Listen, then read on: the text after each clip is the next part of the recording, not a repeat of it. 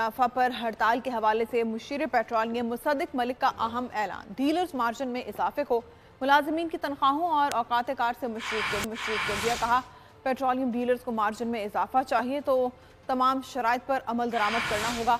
Dealers की deadline पीर को मुकम्मल हो रही है।